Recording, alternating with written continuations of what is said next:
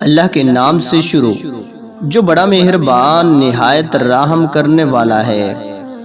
حضرت عمر رضی اللہ تعالیٰ عنہ روایت کرتے ہیں کہ میں اور میرا ایک انصاری پڑوسی دونوں اطراف مدینہ کے ایک گاؤں بنی امیہ بن زید میں رہتے تھے، جو مدینہ کے پورب کی طرف بلند گاؤں میں سے ہے۔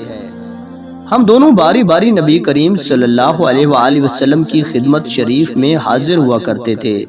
جس دن میں آتا اس دن کی وحی کی اور رسول اللہ صلی اللہ علیہ وآلہ وسلم کی فرمودہ دیگر باتوں کی اس کو خبر دے دیتا تھا، اور جب وہ آتا تھا تو وہ بھی اسی طرح کرتا۔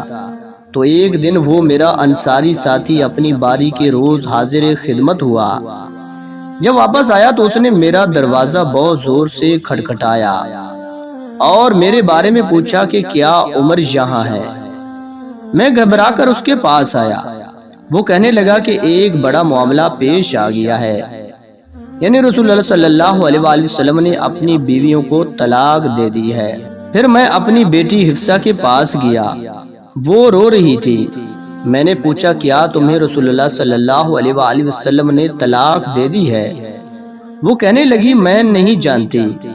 پھر میں نبی کریم صلی اللہ علیہ وآلہ وسلم کی خدمت میں حاضر ہوا۔ میں نے کھڑے کھڑے کہا کہ کیا آپ صلی اللہ علیہ وآلہ وسلم نے اپنی بیویوں کو طلاق دے دی ہے؟ آپ صلی اللہ علیہ وآلہ وسلم نے فرمایا نہیں، یہ افواہ غلط ہے۔ تب میں نے تعجب سے کہا اللہ اکبر، اللہ بہت بڑا ہے۔ دوستو، اللہ پاک سے دعا ہے کہ اللہ پاک ہمیں حدیث مبارکہ پر عمل کرنے کی توفیق و ہمت عطا فرمائے۔ آمین ثم آمین۔